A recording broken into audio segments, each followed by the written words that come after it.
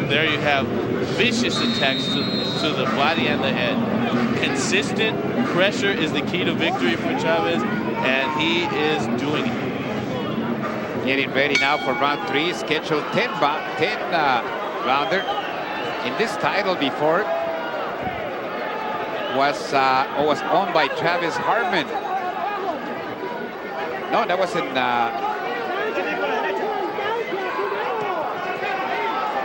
White coming up with a combination of his own. He's trying to find a place for some solid shots, and he is not finding it. But, you know, he's trying to put everything together, and now he's holding. I'm guessing that he's disguising some sort of pain that he's going through right now. More embraces from, well, Jermaine White is trying to survive. Right, no doubt about it. Yeah. He knows that the power, he knows that his only shot is to fight a guerrilla fight type. The thing about it is Jermaine has a decent punch, but he isn't getting anywhere with it with Chavez. Chavez is obviously very, very strong in spite of how he looks. There was a couple of right punches. Here comes the hook again. And a short left hook. Whenever a man fools around like that after he's been hit, that's because it hurt. And Chavez just looked at him. And another trademark move. Just leave the body down, leave the shoulder down. Surge from a distance.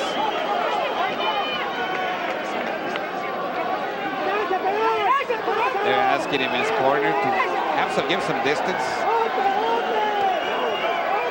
Jermaine White will have none of that.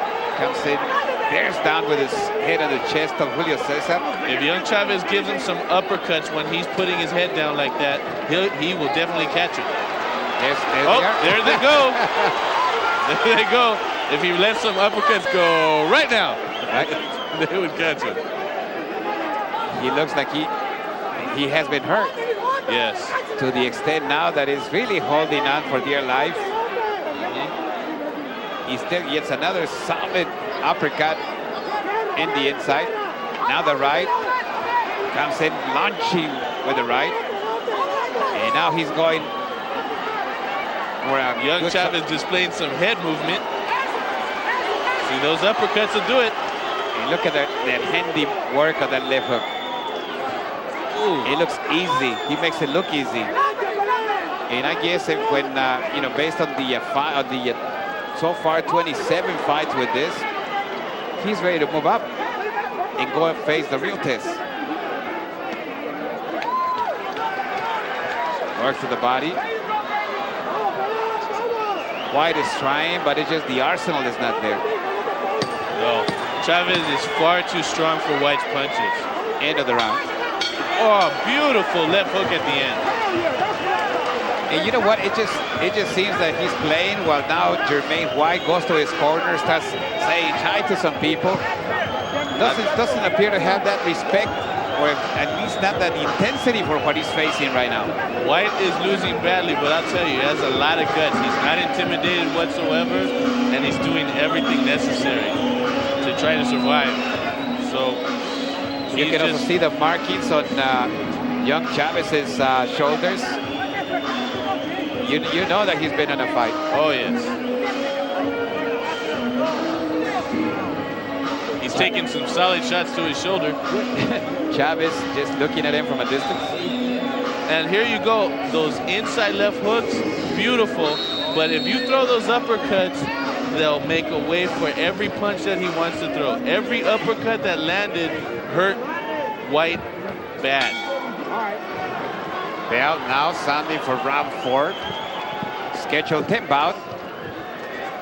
10 rounder on the 147-pound division. Julio Cesar Chavez. Colors of the Mexican flag. Green, white, red. White, silver, and black. And either White can take a good punch, but now he lands the best punch thruster of the night. A right hand to Chavez's face. And also a punch to the kidney that immediately gets Sam Garza working. What is interesting about Chavez's style is he leads with the left hook, and the last pound-for-pound fighter that I know that did that was a younger Roy Jones. Right. So I'm guessing that with Chavez's young education, he's learned a lot from various fighters. He studied them, and I think he's picked what works for him. Now he's also picking a good distance for him. He's not allowing it to White to come in and put his chest and put his head in his chest, and pretty much from a middle distance starts hitting him. That was a great body shot. You saw the wince in his face, a delayed effect. It made him back into the rope. Those body shots are taking it from him. If he finishes with an uppercut, this fight will be over. Now a right cross to the chin. Another body shot. And now it looks like Jermaine White is really beginning to feel the punches. Beautiful left hook. Oh! He's down. Here comes Garza with the count. 5, 6, 7. Jermaine is up. They're asking him, are you okay?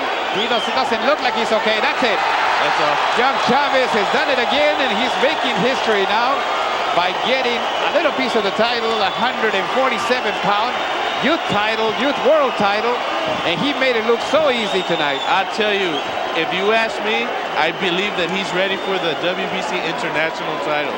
I think that should be his very next fight. He's ready. He's taken a step up already, and he's able to respond. He pretty much saw what was pretty much of a puzzle, started to solve it little by little, got some help from the corner, got some help from his dad. Finally, he goes over, and he just took pretty much little by little, took Jermaine White apart. It took a few punches to the liver, a few punches to the head, some uppercuts.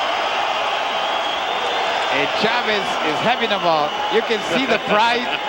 I hadn't seen him this happy since he was winning. He goes over and congratulates the opponent. I guarantee you, there was never a fight that Chavez Sr. had that he would pick over his son winning. 1 minute, 52 seconds of round Every number time 4, his son is going to be victorious. By way of technical 38. knockout, el vencedor por knockout técnico.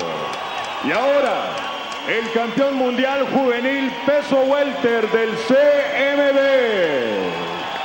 Julio César Chávez Jr. You know, Julio César Chávez Sr. came in, beat Bernell Smith in this particular arena. This was a few years ago. Now Julio César comes in. The junior does the same thing. And I guess, in fact, the legacy of the legends had continued today. Well, his dad winning in this arena was definitely a good omen. But it's amazing.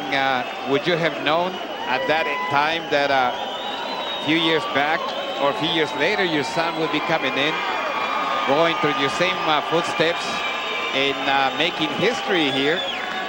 And I don't know, you know, I know in the past when Julio was fighting, his family was suffering, his brothers, his sisters, even his kids were suffering a bit in watching him fight. I remember some of the big fights that he had with fighters like, you know, where he fought Meldrick Taylor.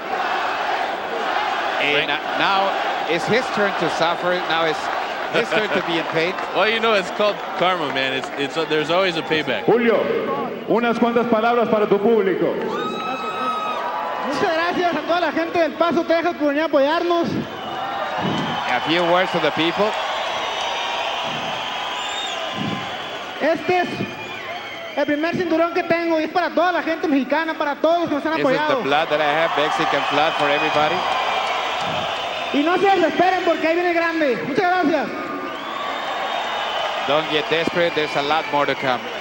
Damas So y with those caballeros, party el words, nuevo campeón mundial the new juvenil world champ peso welter del CMB, of the WBC, Julio the Youth César Championship. Chávez Jr. So here was the history of the making. And it's really difficult to know on a business like boxing how far you can really go. All we know is that at this point, the legacy is still alive, that the dreams are still alive, and that Chavez and that Paez have pretty much taken another step in what so far has been a great career. Let's hear it for Julio César Chávez Jr. I have no idea who he's talking on the phone. I'd like to No. thank you guys all for coming out and supporting this event. No, you weren't This is our expected, though. first of many. We can't do it without you people from El Paso. Thank you very, very much. So now Julio is with us. That was a great job. To tell you the truth, with all respect, my son still has to be preparing himself much better. I have always told him, you have to lose weight in time. He lost like 26 pounds very fast. But thank God he came out okay. He won what I was never able to win, a welter championship. Julio intentó contra Pernell Whitaker en una pelea.